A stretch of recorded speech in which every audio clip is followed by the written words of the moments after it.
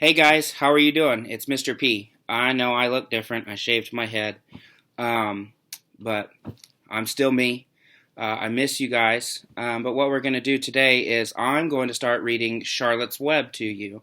We're going to kind of do it a chapter at a time and go from there. So I'm going to start with chapter 1. Again, it's Charlotte's Web by E.B. White. Chapter 1 is called Before Breakfast. "Where's Papa going with that axe?" said Fern to her mother as they were setting the table for breakfast. "Out to the hog house," replied Miss Arble. "Some pigs were born last night. I don't see why he needs an axe," continued Fern, who was only 8. "Well," said her mother, "one of the pigs is a runt. It's very small and weak, and it will never amount to anything. So your father has decided to do away with it."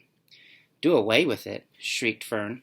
"You mean kill it, just because it's smaller than the others?" Mrs. Arable put a pitcher of cream on the table. "Don't yell, Fern," she said. "Your father is right. The pig would probably die anyway." Fern pushed a chair out of the way and ran outdoors. The grass was wet, and the earth smelled of springtime.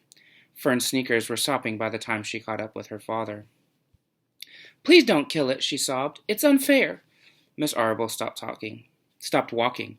"Fern," he said gently, "will you will have to learn to control yourself." "Control myself," yelled Fern. "This is a matter of life and death, and you're talking about controlling myself?"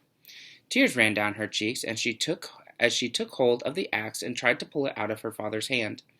"Fern," said Mr. Arable, "I know more about raising a litter of pigs than you do. A weakling makes trouble. Now run along." "But it's unfair," cried Fern. "The pig couldn't help being born small, could it? If I had been born very small at birth, would you have killed me?" Mr. Arable smiled. "Certainly not," he said, looking down at his daughter with love. "But this is different. A little girl is one thing. A little runty pig is another." "I see no difference," replied Fern, still hanging on to that axe. "This is the most terrible case of injustice I have ever heard of." A queer look came over John Arable's face. He seemed almost ready to cry himself. "All right," he said. "You go back to the house, and I will bring the runt when I come in. I'll let you start it on a bottle like a baby. Then you'll see what trouble a pig can be." When Mr. Arable returned to the house half an hour later, he carried a carton under his arm. Fern was upstairs changing her sneakers. The kitchen table was set for breakfast, and the room smelled of coffee, bacon, damp plaster, and wood smoke from the stove. "Put it on her chair," said Mrs. Arable. Mr. Arable set the carton down on Fern's place. Then he walked to the sink and washed his hands and dried them on the roller towel. Fern came slowly down the stairs. Her eyes were red from crying. As she approached her chair, the carton wobbled, and there was a scratching noise. Fern looked at her father. Then she lifted the lid of the carton. There, inside, looking up at her, was the newborn pig. It was a white one. The morning light shone through its ears, turning them pink. "He's yours," said Mr. Arable, "saved from an untimely death, and may the good Lord forgive me for this foolishness." Fern couldn't take her eyes off of the tiny pig. "Oh," she whispered, "oh, look at him. He's absolutely perfect." She closed the carton carefully. First, she kissed her father. Then she kissed her mother.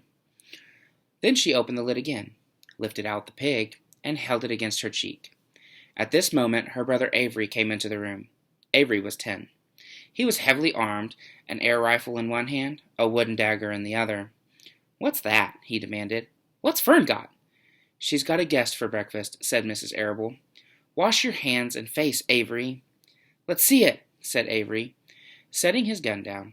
"You call that miserable thing a pig?" "That's a fine specimen of a pig. It's no bigger than a white rat." "Wash up and eat your breakfast, Avery," said his mother. "The school bus will be along in half an hour." "Can I have a pig too, Pop?" said Avery. "No, I only distribute pigs to early risers," said Mr. Arable. "Fern was up at daylight, tried to rid the world of injustice. As a result, she now has a pig. A small one, to be sure, but nevertheless, a pig. It shows what can happen if a person gets out of bed promptly. Let's eat." But Fern couldn't eat until her pig had a drink of milk. Mrs. Arable found a baby's nursing bottle and a rubber nipple. She poured warm milk into the bottle, fitted the nipple over the top, and handed it to Fern. "Give him some breakfast," she said.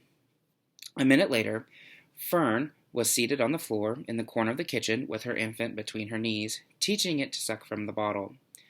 The pig, although tiny, had a good appetite and caught on quickly. The school bus honked from the road. "Run!" commanded Mrs. Arable, taking the pig from Fern and slipping a donut into her hand. Avery grabbed his gun and another donut.